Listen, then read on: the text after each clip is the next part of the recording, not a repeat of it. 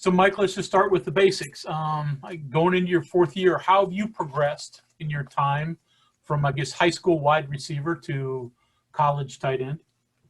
I think I progressed a lot, both physically and mentally. Coming in, I was about 210 pounds. And then after that first year, gaining some weight, putting the weight on for a true tight end spot was difficult, but kind of got past that stage. And as you get older, you want to kind of develop your mental side of the game as well. And the past 2 years, getting with Coach Trickett, Coach Parker, Coach Brown, understanding the position a little more, understanding defenses, kind of bringing it to that next level of thinking and learning within the position. So that's what I've been doing these past 2 years. Next question from Kevin Kinder. Mike, with tight ends looking like they're going to become a bigger part of the offense, is it nicer just to have more guys in the room, more around to work with? And kind of a follow-up question, do you have a favorite route, combination, play, whatever, that would be coming out that, that you feel like you excel at? Yeah. The first part's actually funny. We were talking about that the other day because we were so thin at the spot in previous years, and kind of as we've been trusting the position more, we've also invested in that position more, and you can see that with the amount of guys we're bringing in, and just the level of learning that we're at now. So it is nice to have more bodies there.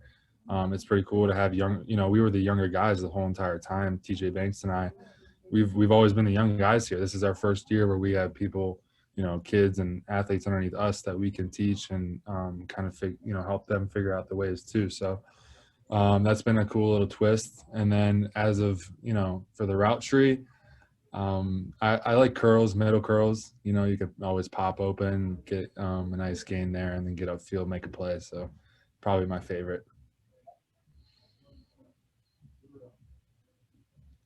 Cody Nesper. Hi, Mike. When we talked to Coach Moore, he said one of his big things this offseason is increasing the communication between the tackles and the tight ends. And I was just wondering if we could get, from your perspective, how that's going and why that's important. Yeah, I think we've kind of honed in on that this offseason, and we've spent time on it too. So obviously it's important, and it's been going really well. That's something that we didn't really have in the years past, is that communication. Obviously the O-line talks to each other, but, we're not always in there blocking. We're sometimes split out. So having that communication with the tackle just makes it that much better. Everyone's on the same page, and, we've been taking care of the run game so far this, off season this spring. So it's been a really great adjustment. Back to Greg Hunter. So, Mike, were there early moments when you're blocking and you're going up against somebody really good and really big, and you go, oh boy, this is a lot more difficult than I thought? And how have you improved in that area since? Yeah, that's definitely something that happens, every day. Football's an inches game, and if you don't get a jump on a guy, it doesn't really matter how big they are. They're just going to have power and position over you. So it's important to understand that, learn that, and then, use your technique, especially when you're going up against a bigger guy. Like sometimes we might go up against a 300-pound dude or a 290-pound dude.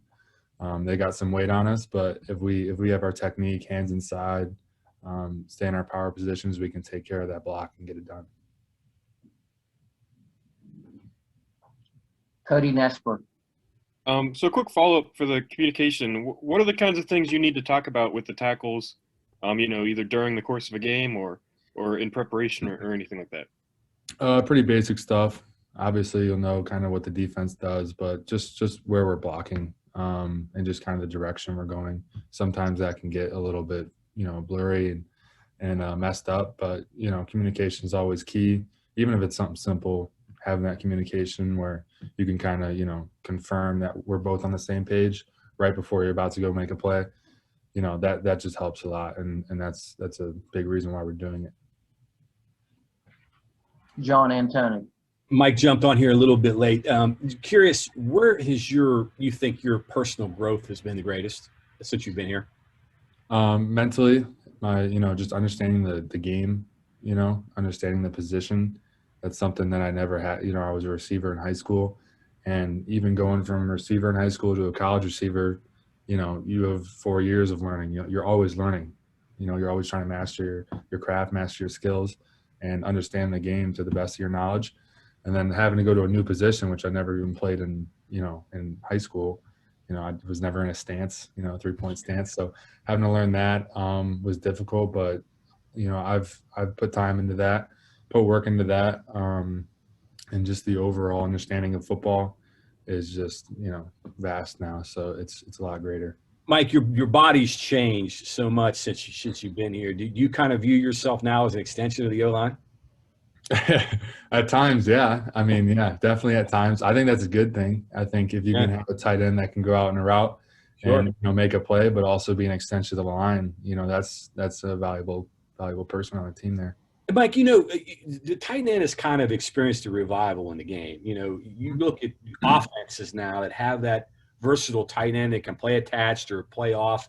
I mean, there's a lot of things you can do with an offense now with a tight end that can do those things, isn't there? Yeah. I look at Iowa State. Look what they played 3 at one time. Yep. And that's, you know, it's a process because you got to have all the tight ends on the same page, you know, in similar years. So if you look at the NFL too, you know, there's Pro Bowlers that stick out. They're top 10, you know, players in the league, and there's some tight ends in there. So people are starting to invest in tight ends and kind of seeing what they can do for a team and you know what they can do against a defense. So yeah, it's becoming a bigger role. Greg Hunter. So a fun one here. You guys had practice canceled yesterday because of some snow flurries. As a Chicago kid, do you look at Coach Brown and just say, come on? I don't say come on, but you know, you always agree with Coach Brown. But yeah, I mean, I wouldn't. I'm not bothered playing out in 36-degree weather or 18-degree weather. I don't have a problem with it.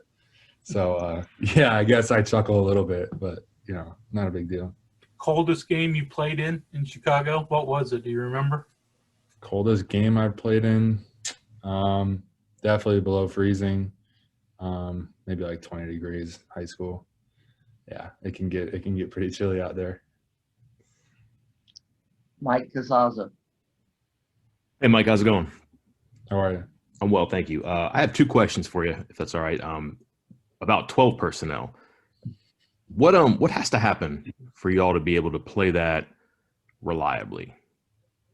A lot of practice, especially with integrating the tight ends just into the offense a little more. Having 2 in there is even, you know, a bigger deal. But having both in there, having 2 tight ends in there kind of messes with the defense a little bit because oftentimes their strength is depending on where you know, the single tight end is in the lineup. When there's 2 in there, you know, it can get a little confusing. It can get hazy. So having both of us in there or 2 guys in there is, you know, a huge advantage. And if we can go make plays out in the routes or, you know, block with the O-line and get a good push, you know, it's very valuable. Okay, and along those lines, it's personnel related too. If you're going to play 2, you have to have 3 or 4. Yeah, I understand Charles has been out for a little bit, but you have the 2 true freshmen who are in that look like physically they may be there sooner rather than later. How much of a push do they need? How close do you think you are? Or is that still kind of one of those things you look at in the fall because it's too soon to know right now? Yeah, everything, you know, you never know. Traylon and Victor have done a great job so far. You know, young kids just kind of get to know college life and college football, you know, leaving home and everything. So, but they got great heads on their shoulders. They listen, you know, they're very coachable kids, which is really important. But you know, they'll be successful and they'll get going soon. Thanks. Kevin Kinder. Going along with that learning process, that transition for you, is it difficult from play to play to transition from, hey, I'm blocking this guy, I might be, you know, hitting a defensive end, chasing a linebacker, and now, whoops, I got to fake that and be athletic. Yeah, it is a mindset thing. You got to be able to turn it off and on a little bit. But when you're kind of learning the position, it's difficult. But once you've been in that role for a few years, you kind of understand, like, if you're on the ball, you got to have a certain mindset. Whereas if you're off the ball, you got to kind of have a plan and everything. So it does, you know, differ, but you know, you kind of learn that along the way.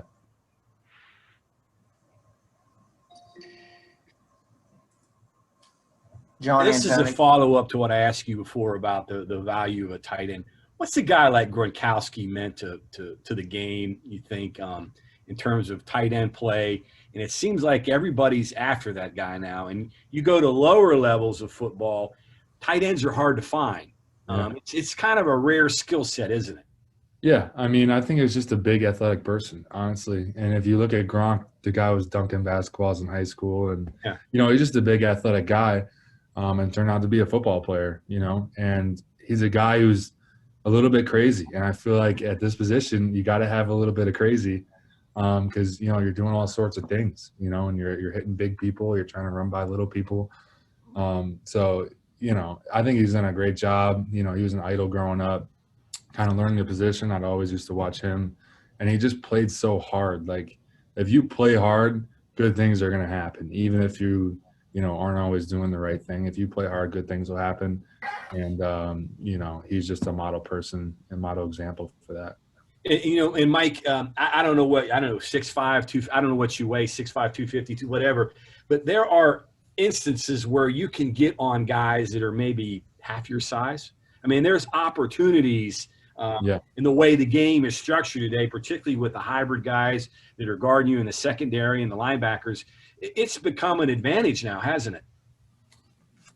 Yeah, and you should definitely take advantage of that as a tight end, and we kind of harp on that a little bit, because sometimes you can get caught up or make excuses or whatever. But if you're on a smaller guy, you should win. You should just know that, and you should have that mindset and go make that play.